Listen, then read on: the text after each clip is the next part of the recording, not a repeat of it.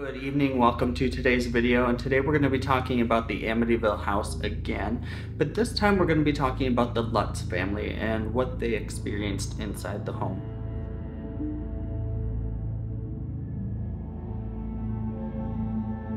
Okay, so I'm very well aware that the Amityville house has some controversy on what happened to the Lutz family and if it was true or if it was a hoax.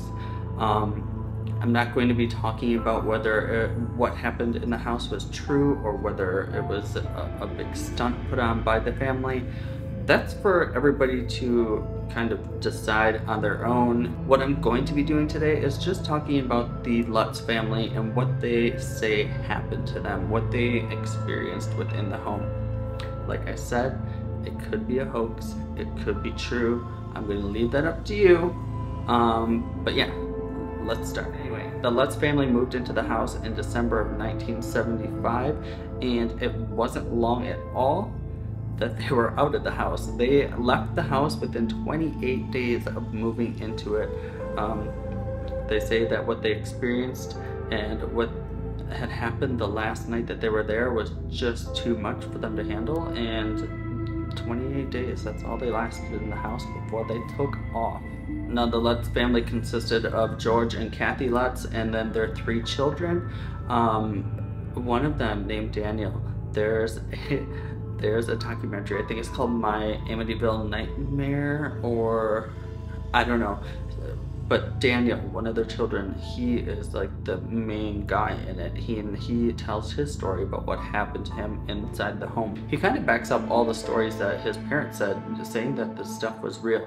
But you have to watch it because this guy is, oh, he seems just as crazy as Ronnie DeFeo. I'm not kidding, he is just nuts. But anyway, yeah, the family consisted of George, Kathy, and the 3 children. Right after the family moved in, one of George's friends said to him that he should really consider having a priest or somebody come out and bless the house just because of what the house had been through in the past. And George, you know, he was on board with that, so he had a priest come out and bless the house. And this is kind of when all the activity really, I think, started to escalate. Once the priest or father, or I don't know the difference between priests and fathers and stuff. I'm not religious, so I don't know any of that. So I'm sorry if I'm using the wrong title. But anyway, this religious figure came out to the house and started to do a blessing of the house. When he was in the house doing the blessing, he heard somebody distinctly behind him say, "Get out." And he did. He left. It scared him so much that he left the house. There are reports that a couple days later, the father or priest ended up getting blisters on his hands and coming down with a fever. From what I read, it was almost like a stigmata type thing, but I don't know. I thought stigmata was with the, like, where you get the holes in your hands and stuff. I don't know. I should just not talk about religious stuff. After that experience, George and Kathy had more and more encounters of their own, and they're actually really quite creepy. George said that every night around 3:15 a.m. he would get up almost like something was waking him up, or as if he were in some type of trance, and he would always go out to the boathouse. And it's weird because 3:15 a.m. is when Ronnie DeFeo was said to have murdered all of his family. So it was weird that George was waking up the same time that Ronnie was said to have committed the murders. George and Kathy reported that they had always seen flies within the house, like large swarms of flies, even though it was the middle of winter. And they also said that they had always smelled either a distinct fragrance of perfume or like feces, like either one or the other. Either it smelled really good in spots or it just smelled like poop. Kathy said that she started to have nightmares of the murders themselves, and she said that in the nightmares she actually kind of walked through almost like she was following Ronnie DeFeo, and she said that she knew the order that they were killed in from these nightmares because she would relive that night over and over again in her dreams, which is I don't know, that's creepy. Like, you move into a house where you know these murders were committed, and then you're having these experiences and reliving them in your dreams. I'd be out. Kathy also said that she'd often feel like something was embracing her, like grabbing her from behind, but there was never anything there. So yeah, it's weird too. George had his experiences in the house as well. He found a little red room in the basement. He said it wasn't in the original floor plan of the house, and that the dog would never go near it. It was like the dog was afraid of the room,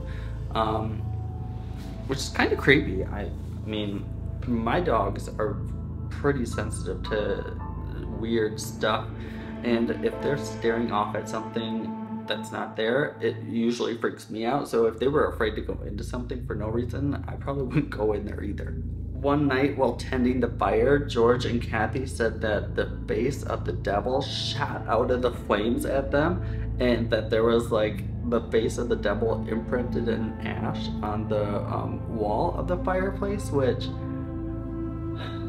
I mean, you know how I feel about people saying that the devil has come to them, but that's creepy. I'm like, get out of the house. One of the creepiest things to me is that the youngest daughter, she said that she had an imaginary friend named Jody, and Jody was like half human and half pig. Like, creepy. That would scare me if my child said they saw that, and I keep looking to the door because I think I heard something. Creeping myself out again. But yeah, she said that this demonic pig had glowing red eyes, and there was times where even George said he saw this thing. On Christmas Day, George said he was outside by the pool house, and when he looked up into the window where his daughter's room was, he saw his daughter standing in the window, and then behind her was this demonic pig figure with glowing red eyes just standing behind her. He ran up to the room to see if there was anything there, and all he found was his daughter. But that would scare the crap out of me. I would grab my child and get out of that house. This video is just gonna be me saying I would get out of that house every 2 minutes. George also said that he would frequently wake up in the middle of the night and hear like this marching band, almost like just this loud ruckus going up and down the hallway. He'd also hear the doors slamming downstairs, and so he would get up to go look to make sure that nobody had broken into the home. And when he would go, nothing had happened. The doors were shut, nobody was there, just weird.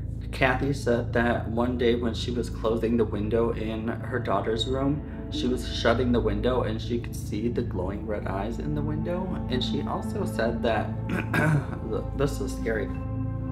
She also said that one day when she was laying in bed, she got welts across her chest, and then she levitated like 2 feet off of the bed.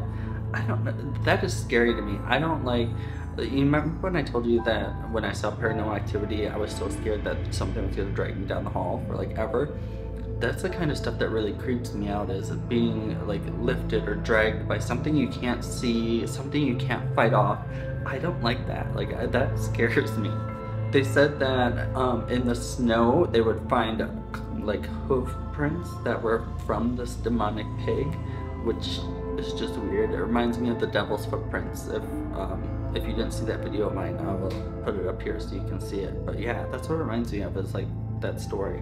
So after all this activity had happened, the family is still in the house up until that last night, and the family has said that they will not talk about what happened the last night in the house because it's just too terrifying, and I guess they don't want to relive it, and I don't know. It stinks because I want to know what happened, because I'm nosy. But yeah, it's creepy to think about.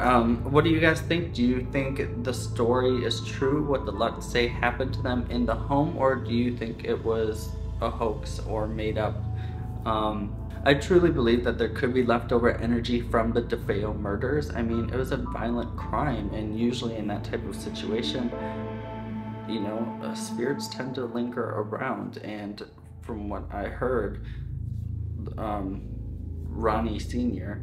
wasn't a very nice guy, so maybe it had to do something with him. Maybe it was something before either one of the families came, because Ronnie DeFeo, said that he was possessed by something in the house. So maybe it's been there for a long time. Like I said, there is a lot of people out there that say it's a hoax, and they have a lot of evidence against it that it might be a hoax, but I don't know. I think I will tend to side with the Lutzes. I want it to be real, kind of. I don't like to see the bad in people, and I hope that they didn't make up this story just to monetize off of it. But it's very possible that they did. I don't know. Either way, it will always be one of the most famous haunted houses in the United States. Even if it's not haunted, it's still considered one of the most haunted places. I think the people living there now are living there peacefully with no paranormal activity going on. I know after the Lutzes left, there was a lot of psychics and ghost investigations and exorcisms of the house, so maybe it's clear now. This house is clear. Do you remember that from Poltergeist? Anyway, I hope you guys liked this video. If you did, give it a big thumbs up, and I will see you on Sunday. Bye.